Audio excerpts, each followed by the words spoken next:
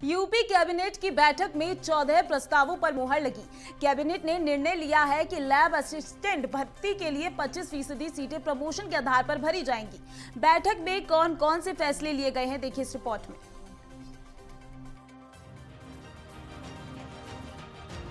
योगी सरकार की कैबिनेट ने यूपी लैब असिस्टेंट भर्ती के संबंध में महत्वपूर्ण फैसला लिया है। कैबिनेट ने निर्णय लिया है कि लैब असिस्टेंट भर्ती के लिए 25% सीटें प्रमोशन के आधार पर भरी जाएंगी।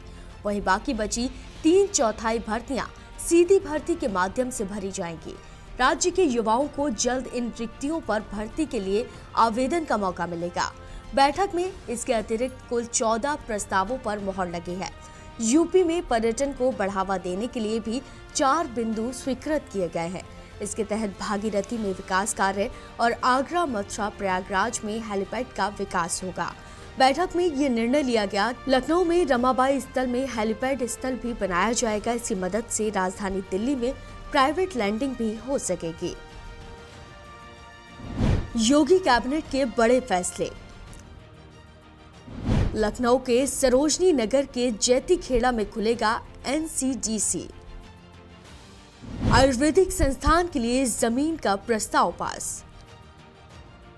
चिकित्सा विभाग के 25% लैब असिस्टेंट को लैब टेक्नीशियन पद पर मिलेगा प्रमोशन। 75% लैब टेक्नीशियन पदों पर होगी सीधी भर्ती।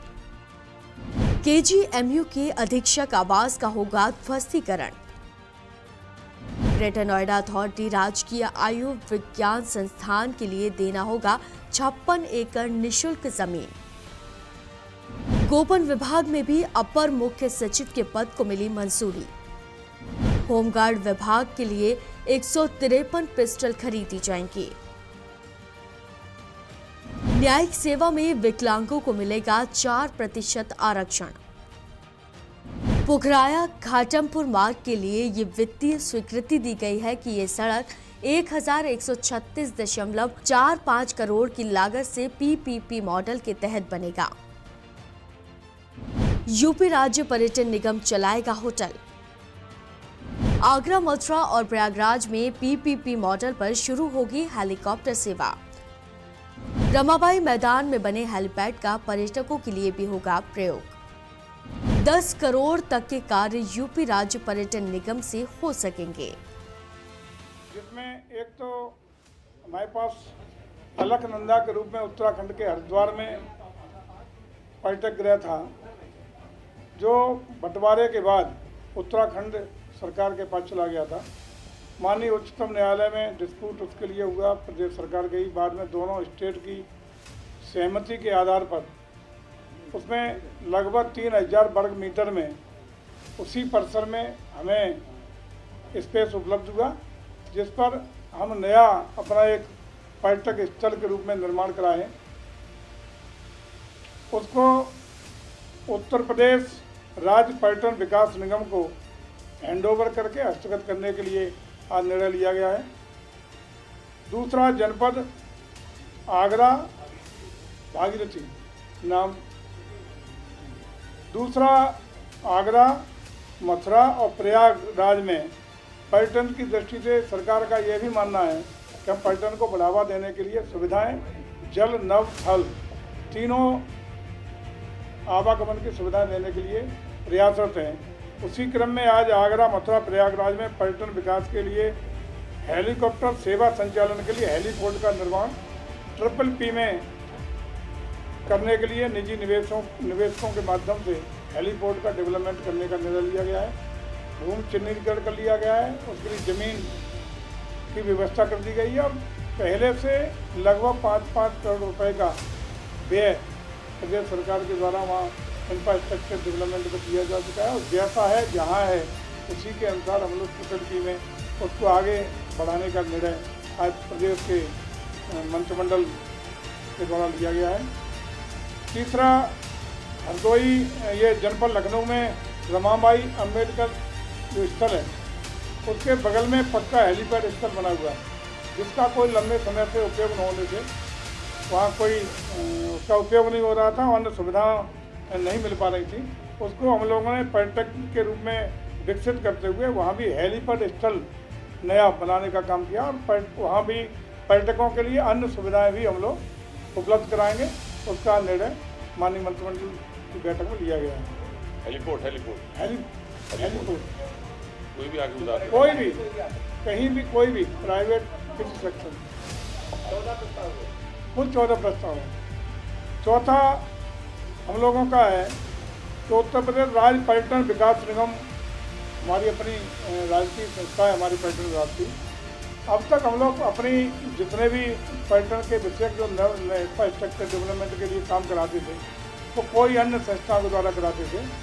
जब हमारे पास इसके लिए टेक्निकल स्टाफ और सारे पद स्वीकृत हैं तो हम लोगों ने आज 10 करोड़ तक के कार्य अपने उत्तर प्रदेश राज्य पर्यटन विकास निगम के माध्यम से उसको कार्यदायी संस्था का सहमति अनुमति उत्तर प्रदेश मंत्रिमंडल द्वारा प्रदान की गई है।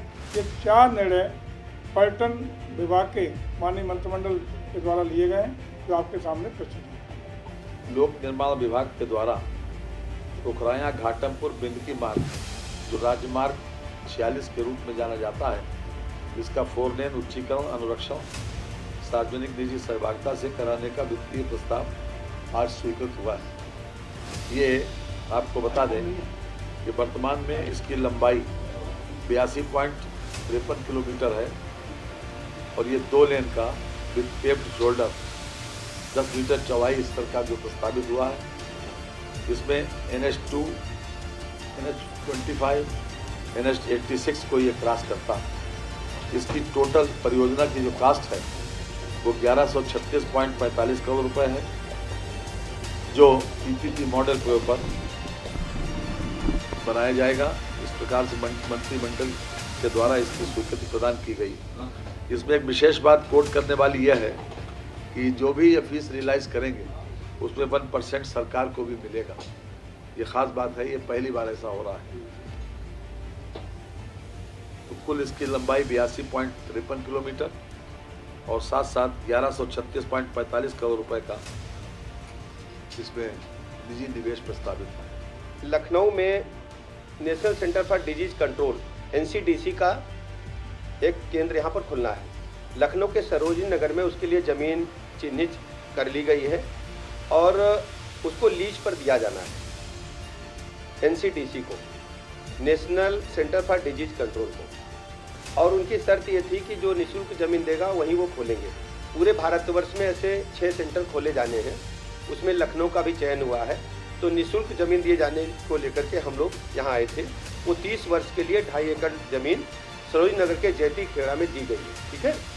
दूसरा एक महत्वपूर्ण मामला था, हमारे जो चिकित्सा विभाग में लैब असिस्टेंट के पद होते हैं और उन लोगों की काफ़ी समय से डिमांड थी कि लैब टेक्नीशियन के पद पर उन्हें प्रमोट किया जाए।